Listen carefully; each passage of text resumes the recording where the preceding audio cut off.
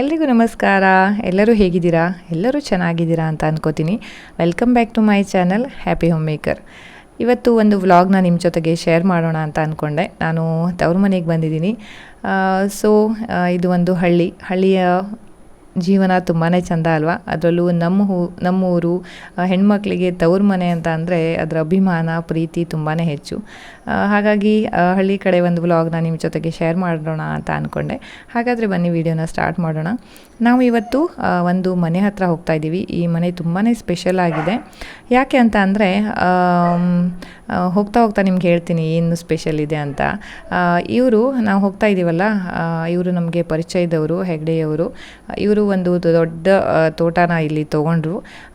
So ಮನೆ ತುಂಬ ದೂರದಲ್ಲಿದೆ. ಅಲ್ಲಿಂದ ಬಂದು ಇಲ್ಲಿ ತೋಟನ ನೋಡ್ಕೊಳ್ಳೋದು ಸ್ವಲ್ಪ ಕಷ್ಟ, ಹೋಗ್ಲಿಕ್ಕೆ ಬರಲಿಕ್ಕೇ ಟೈಮ್ ಆಗುತ್ತೆ ಅಂತ ಹೇಳಿಬಿಟ್ಟು ಅವರು ಏನು ಮಾಡಿದ್ದಾರೆ ಅಂದರೆ ತೋಟದ ಮಧ್ಯದಲ್ಲಿ ಸ್ವಲ್ಪ ದಿನಗಳ ಮಟ್ಟಿಗೆ ಅಂದರೆ ನೆಕ್ಸ್ಟ್ ಅವರು ಪರ್ಮನೆಂಟಾಗಿ ಒಂದು ಮನೇನ ಇಲ್ಲೇ ಕಟ್ತಾ ಇದ್ದಾರೆ. ಆದರೆ ಈಗ ತುರ್ತು ಮಟ್ಟಿಗೆ ಯಾವುದಾದ್ರೂ ಒಂದು ಮನೆ ಮಾಡಬೇಕು, ಇಲ್ಲೇ ನಾವು ಇರಬೇಕು ಅಂತ ಅಂದ್ಕೊಂಡು 20 ದಿನಗಳಲ್ಲೇ ಆಗುವಂಥ ಒಂದು ಮನೇನ ಇವರು ಕಟ್ಕೊಂಡಿದ್ದಾರೆ. ತುಂಬಾ ಸರ್ಪ್ರೈಸಿಂಗ್ ಇದೆ ಅಲ್ವಾ? 20 ದಿನಗಳಲ್ಲಿ ಒಂದು ಮನೇನ ಹೇಗೆ ಕಟ್ಬೋದು ಅಂತ. ಹೌದು, ಅವರು ಇದೇ ಮನೆಯಲ್ಲಿ ತುಂಬ ತಿಂಗಳುಗಳಿಂದ ತುಂಬ ತಿಂಗಳೇ ಆಗಿದೆ ಅವರು ಇಲ್ಲಿ ಬಂದು ವಾಸ ಮಾಡಿಬಿಟ್ಟು. ಸೊ ಅವ್ರು ಖುಷಿಯಾಗಿದ್ದಾರೆ. ಹಾಗಾಗಿ ಈ ಮನೆ 20 ದಿನದಲ್ಲಿ ಮನೇನ ಕಟ್ಟಿದ್ದಾರೆ ಅಂದರೆ ಹೇಗೆ ಮನೇನ ಕಟ್ಟಿದ್ದಾರೆ ಅಂತ ಅಂದ್ಕೊಂಡು ನನಗೆ ತುಂಬ ಕ್ಯೂರಿಯಾಸಿಟಿ ಬಂದುಬಿಡ್ತು. ಹಾಗಾಗಿ ಹೋಗಿ ನೋಡ್ಕೊಂಡು ಬರೋಣ ಅಂತ ಅಂದ್ಕೊಂಡೆ. ಸೊ ನಿಮ್ಮನ್ನು ಕರ್ಕೊಂಡು ಹೋಗೋಣ ಅಂತ ಅಂದ್ಕೊಂಡೆ. ಇದು ನೋಡಿ, ಇದೇ ಮನೆ. ಇಲ್ಲಿ ಮಂಟಪನ ಕೂಡ ಹಾಕಿದ್ದಾರೆ. ಒಳಗಡೆ ಹೋಗೋಣ, ಮನೆ ಹೇಗಿದೆ ಅಂತ ನೋಡೋಣ. ನಿಮಗೆ ಇದು ಹೊರಗಡೆಯಿಂದ ನೋಡಿದರೆ ಸ್ವಲ್ಪ ಐಡಿಯಾ ಬಂದಿರ್ಬೋದು.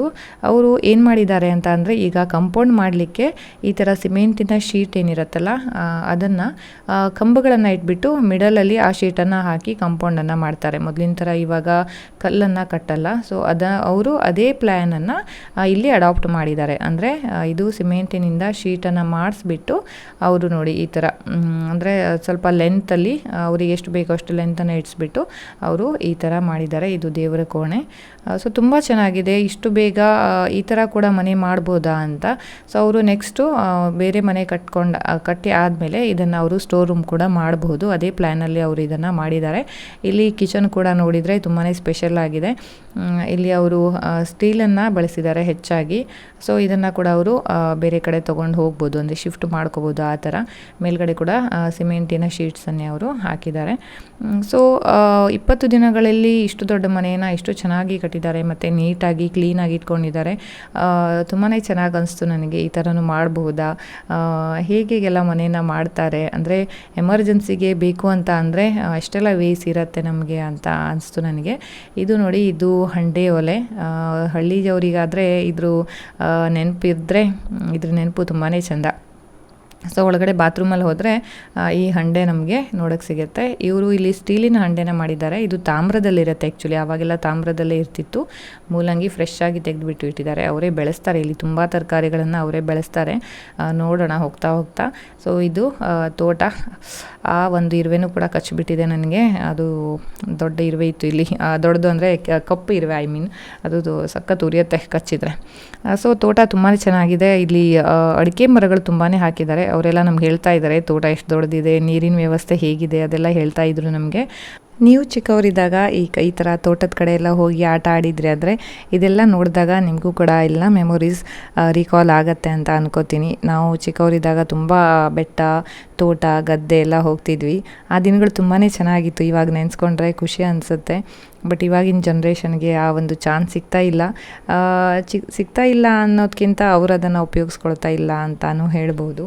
ಇವರು ಎಷ್ಟೆಲ್ಲ ತರಕಾರಿಗಳನ್ನು ಬೆಳೆಸಿದ್ದಾರೆ ಅಲ್ವಾ? ಇದನ್ನೆಲ್ಲ ನೋಡಿದರೆ ನಮಗೆ ಇನ್ಸ್ಪಿರೇಷನ್ ಬರುತ್ತೆ. ಅಂಗಳದಲ್ಲಿ ಇಷ್ಟೆಲ್ಲ ಚೆನ್ನಾಗಿ ತರಕಾರಿನ ಬೆಳೆಸ್ಬೋದಾ ಅಂತ. ಇದನ್ನು ನೋಡಿ ನಾನು ಇನ್ಸ್ಪೈರ್ ಆಗಿಬಿಟ್ಟಿದ್ದೀನಿ. ಒಂದಿಷ್ಟು ತರಕಾರಿಗಳನ್ನು ನಾನು ಕೂಡ ಬೆಳೆಸಬೇಕು ಅಂತ ಅನ್ಕೋತಾ ಇದ್ದೀನಿ. ಬದನೆಕಾಯಿ ಇರ್ಬೋದು, ಟೊಮೆಟೊ ಇರ್ಬೋದು, ಮೆಣಸು ಇರ್ಬೋದು. ಇಲ್ಲೆಲ್ಲ ಹರವೆ ಸೊಪ್ಪನ್ನು ಕೂಡ ಹಾಕಿದ್ದಾರೆ. ಹರವೆ ಸೊಪ್ಪು ಕೂಡ ಹೆಲ್ತಿಗೆ ತುಂಬಾ ಒಳ್ಳೆಯದು, ತುಂಬಾ ಆರ್ಗ್ಯಾನಿಕ್ ಕೂಡ. ಆಮೇಲೆ ಇಲ್ಲಿ ಮೂಲಂಗಿ ಬೆಳೆಸಿದ್ರಲ್ಲ, ನಾನು ತೆಗಿಯೋಣ ಅಂತ ತುಂಬ ಕಷ್ಟಪಟ್ಟೆ. ಅದು ಸ್ವಲ್ಪ ನೀರು ಬಿಟ್ಕೊಂಡು ತೆಗೆದ್ರೆ ಚೆನ್ನಾಗಿರತ್ತಂತೆ. ಬಟ್ ಎಲ್ಲ ಕಟ್ಟಾಗಿಬಿಡುತ್ತೇನೋ ಅಂತ ಹೆದರ್ಕೊಂಡು ನಾನು ತುಂಬ ಪ್ರಯತ್ನ ಪಡಲಿಲ್ಲ. ಆಮೇಲೆ ಅವರೇ ಬಂದು ತೆಗೆದು ತೋರಿಸಿದ್ರು, ನೋಡಿ ಮೂಲಂಗಿ ಅಂತ. ಎಷ್ಟು ಖುಷಿಯಾಗತ್ತೆ ಇದೆಲ್ಲ ಬೆಳೆಸಿದರೆ. ನಾನು ಕೂಡ ಇವಾಗ ಪಾಟಲ್ಲಿ ಗಿಡಗಳನ್ನು ಬೆಳೆಸ್ತಾ ಇದ್ದೀನಿ. ಇಲ್ಲಿ ಏನೋ ಒಂದು ಸೌಂಡ್ ಕೇಳಿಸ್ತಾ ಇತ್ತು ನನಗೆ ಪೆಟ್ಸ್ ಅಂದರೆ ತುಂಬಾ ಇಷ್ಟ. ಹಾಗಾಗಿ ಹುಡ್ಕೊಂಡು ಹೋದಾಗ ಇವನು ಸಿಕ್ಕಿದ್ದಾನೆ. ಸೊ ಈ ಮರಿ ಇಲ್ಲಿ ಬಂತಂತೆ ಅವ್ರ ಮನೆ ಹತ್ರ. ಸೊ ಅವರು ಅದನ್ನು ಸಾಕ್ತಾ ಇದ್ದಾರೆ. ಇದು 3ನೇದೋ 4ನೇ ಮರಿ ಅಂತೆ. ತುಂಬ ಮರಿಗಳಲ್ಲಿ ಬಂದು ಇವರು ಸಾಕ್ತಾರೆ. ಸ್ವಲ್ಪ ದೊಡ್ಡ ಆದಮೇಲೆ ಮರಿಗಳು ಹೋಗಿಬಿಡುತ್ತೆ. ಇದು ತುಂಬಾ ಮುದ್ದಾಗಿತ್ತು. ಅದ್ರ ಜೊತೆಗೆ ಸ್ವಲ್ಪ ಹೊತ್ತು ಆಟ ಆಡ್ಬಿಟ್ಟು ನಾನು ಬಂದೆ. ಸೊ ಇಲ್ಲೆಲ್ಲ ನೀವು ನೋಡ್ತಾ ಇರ್ಬೋದು, ಇದು ಕೂಡ ಮೆಣಸು, ಸೂಜಿ ಮೆಣಸು ಅಂತ ಹೇಳ್ತೀವಿ ನಾವು. ಇಲ್ಲೆಲ್ಲ ನೀವು ನೋಡ್ತಾ ಇದ್ದರೆ ಕಲರ್ಫುಲ್ ಗಿಡಗಳನ್ನ ಹಾಕಿದ್ದಾರೆ. ತುಂಬ ಕಲರ್ ಫ್ಲವರ್ಸ್ ಇದೆ. ಇದು ಚಿರ್ಪುಟ್ಲಿ ಅಂತ. ಇದು ಒಂದು ಫ್ರೂಟ್ ಥರ ಇರುತ್ತೆ. ನಾವು ಚಿಕ್ಕವರಿದ್ದಾಗ ಬೆಟ್ಟಕ್ಕೆಲ್ಲ ಹೋಗ್ತಿದ್ವಿ, ಆವಾಗ ಇದು ಚಿರ್ಪುಟ್ಲಿನ ತುಂಬಾ ತಿಂತಿದ್ವಿ. ಇದು ಸ್ವಲ್ಪ ಹುಳಿ ಆಗಿರುತ್ತೆ, ಒಂಥರ ತುಂಬಾ ಬೇರೆ ಥರ ಟೇಸ್ಟ್. ಇದು ತುಂಬ ವರ್ಷಗಳಾದಮೇಲೆ ನಾನು ಇದನ್ನು ತಿಂತಾಯಿದ್ದೀನಿ ಇವತ್ತು. ತುಂಬಾ ಚೆನ್ನಾಗಿದೆ. ಎಲ್ಲ ಹಳೆಯ ದಿನಗಳೆಲ್ಲ ನೆನಪಿಗೆ ಬಂದುಬಿಡ್ತು. ಒಳಗಡೆ ಬಂದರೆ ನಮ್ಮನೆ ಪುಟಾಣಿ ಇಲ್ಲಿ ತಿನ್ಲಿಕ್ಕೆ ಕೂತ್ಬಿಟ್ಟಿದೆ. ಅವರು ತುಂಬ ಚೆನ್ನಾಗಿ ಎಲ್ಲ ವ್ಯವಸ್ಥೆನೂ ಮಾಡಿದರು ನಮಗೆ. ಹಾಗೆ ಅರಿಶಿನ ಕುಂಕುಮನ ಕೊಟ್ಬಿಟ್ಟು ನಮ್ಮ ಭಾರತೀಯ ಸಂಪ್ರದಾಯದಂತೆ ನಮಗೆ ಅವರು ಬೀಳ್ಕೊಡ್ತಾ ಇದ್ದಾರೆ. ತುಂಬ ಸಂತೋಷ ಆಯಿತು. ಈಗ ಮನೆಗೆ ಬಂದು ಅವರು ಕೂಡ ತುಂಬ ಚೆನ್ನಾಗಿ ನಮಗೆ ಟ್ರೀಟ್ ಮಾಡಿದರು. ಎಲ್ಲ ಗಿಡಗಳನ್ನು ತೋರಿಸಿದ್ರು. ಇದು ನೋಡಿ ನಾವು ಇನ್ಸ್ಪೈರ್ ಆದ್ವಿ, ನಾವು ಕೂಡ ಮನೇಲಿ ಗಿಡನ ಬೆಳೆಸಬೇಕು ಅಂತ. ಇದು ಮಂಜುನಾಥ್ ಹೆಗ್ಡೆಯವರ ಕುಟುಂಬ, ಹೆಗ್ಡೆಯವರು ಮತ್ತು ಅವರ ಧರ್ಮಪತ್ನಿ ಮತ್ತು ಅವರ ಮಗ. Thank you so much sir, ನಮಗೆ ಇಷ್ಟೆಲ್ಲ ಹೇಳಿದ್ದಕ್ಕೆ, ಇಷ್ಟೆಲ್ಲ ಮಾಹಿತಿಯನ್ನು ಕೊಟ್ಟಿದ್ದಕ್ಕೆ. ಈ ಒಂದು ವಿಡಿಯೋ ನಿಮ್ಗೆ ಇಷ್ಟ ಆಯಿತು ಅನ್ಕೋತೀನಿ. ವಿಡಿಯೋ ಇಷ್ಟ ಆದರೆ ಲೈಕ್ ಮಾಡಿ. ನನ್ನ ಚಾನಲನ್ನು ಇನ್ನೂ ಸಬ್ಸ್ಕ್ರೈಬ್ ಮಾಡಿಲ್ಲ ಅಂದರೆ ದಯವಿಟ್ಟು ಸಬ್ಸ್ಕ್ರೈಬ್ ಮಾಡಿ, ಬೆಲ್ ಬಟನ್ನ ಪ್ರೆಸ್ ಮಾಡೋಕ್ಕೆ ಮರಿಬೇಡಿ. ಮತ್ತೊಂದು ವಿಡಿಯೋದೊಂದಿಗೆ ಸಿಗೋಣ. ಅಲ್ಲಿವರೆಗೆ ನಮಸ್ಕಾರ.